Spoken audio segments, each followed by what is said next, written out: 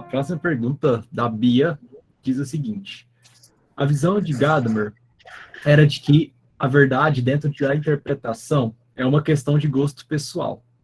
Como contexto, ou seja, refutar a ideia de que apenas o método científico é capaz de conduzir à verdade, pode nos ajudar a não descartar essa ideia logo de cara, ou devemos descartar logo de cara? Eu confesso que eu não entendi muito a pergunta. Eu tenho que reconhecer a minha limitação. Mas você está aí, Bia, me ajuda a entender sua pergunta. Que contexto você está falando aí? Que ideia?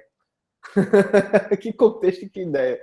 Porque me parece que o problema aí é aquilo que a gente tinha pensado, né, já discutido aqui, sobre pressupostos na interpretação. Se você tem um pressuposto de que a ciência ela deve ditar o que é verdade e o que não é, obviamente, quando você vê um casamento onde Jesus faz da água vinho, então isso não aconteceu. Né? Então a gente precisa caminhar de uma outra forma para interpretar o texto.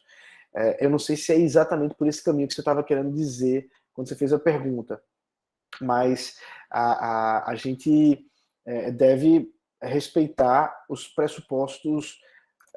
Deixa eu ver aqui o que você escreveu. Ele disse que a interpretação é de gosto pessoal. Agora tentei abrir o chat, não consegui. Você pode ler o que ela falou, que eu não estou conseguindo abrir aqui o chat. Colocou que ele diz que a interpretação é de gosto pessoal, mas o contexto da fala dele é para refutar a ideia de que somente o método científico é capaz de conduzir à verdade, e se a gente deve considerar essa ideia dele ou se isso é algo problemático. Me parece a ideia de que o cientificismo dele, né? A ideia, então, a pergunta, Beatriz, é se a gente deve considerar o que é problemático, a ideia da interpretação ser gosto pessoal ou a ideia de que só o método científico é capaz de conduzir a verdade? São duas questões, né? Uma é o cientificismo e a outra um relativismo subjetivista. As duas são políticas. Eu acho que eu entendi agora.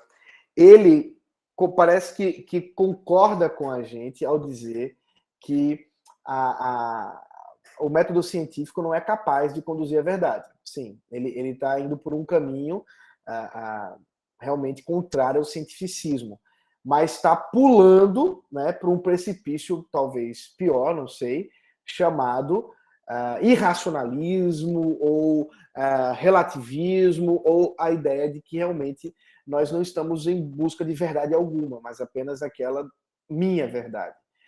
E nós discordamos das duas coisas.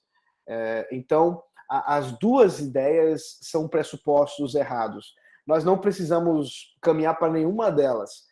A crítica dele, portanto, ao cientificismo, ela tem algum valor, mas é simplesmente o profundo decepcionar-se das expectativas que havia com respeito à ciência, de que ela traria paz, que ela resolveria os problemas, e simplesmente isso não aconteceu. Então, uma vez que isso cria um problema, que não existe essa tal de neutralidade científica, e que no final das contas todos nós temos as nossas próprias individualidades, subjetividades, e estamos fadados a cada um ter o seu próprio universo, então não dá para falar de uma verdade absoluta, de uma verdade que completa essas coisas. Qual o problema disso? É que propor isso é uma verdade absoluta. Então é autorrefutável, né? Então, no final das contas, termina caindo no mesmo problema. Ele está propondo alguma coisa que diz respeito à realidade como um todo e tentando negar que exista alguma coisa que diga respeito à realidade como um todo. E é por isso que nós preferimos a ideia de revelação. Ao negar a revelação, aí você vai realmente cair mortalmente a uma espécie de ceticismo, né, de duvidar de tudo. É o caminho do Gadamer.